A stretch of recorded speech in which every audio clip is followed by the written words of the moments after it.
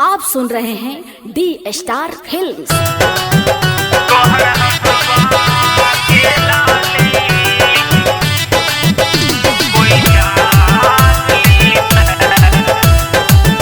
Krishna recording studio Delhi.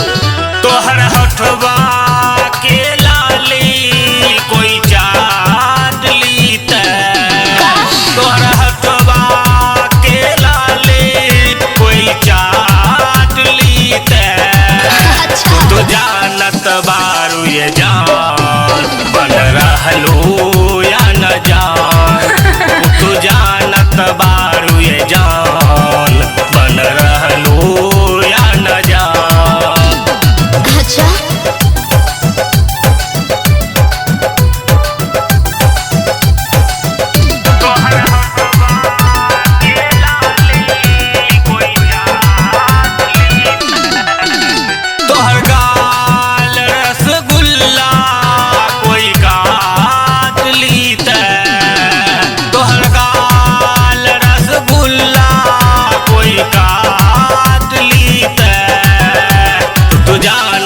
बारू ये जान बन रहलू तू अनजान, तू जानत बारू ये जान बन रहलू या न जान। तोहरा जैसे बहुत दिखले बानी।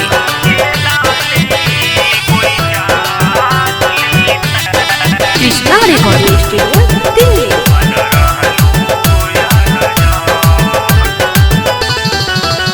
तोहर लाल दुपट्टा कोई खींच लेता, तोहर लाल दुपट्टा कोई खींच लेता।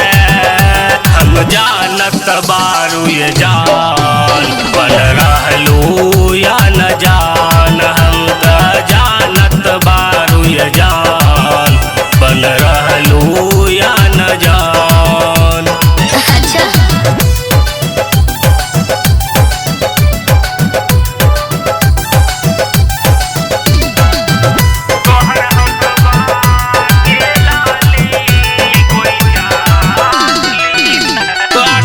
के जंगलवा कोई ले जाइत, तोरा खिंच के जंगलवा कोई ले जाइत।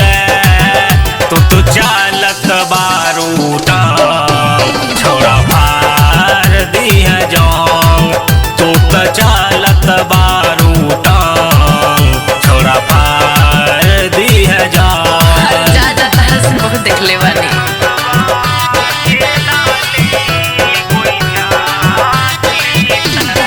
Krishna recording studio Delhi.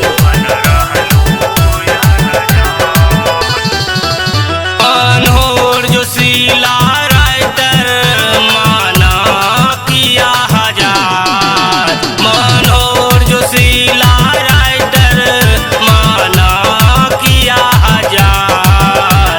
तो जात बारू बाजार चुमाली है लफुआ हजार, तो जात बारू बाजार चुमाली है लफुआ हजार।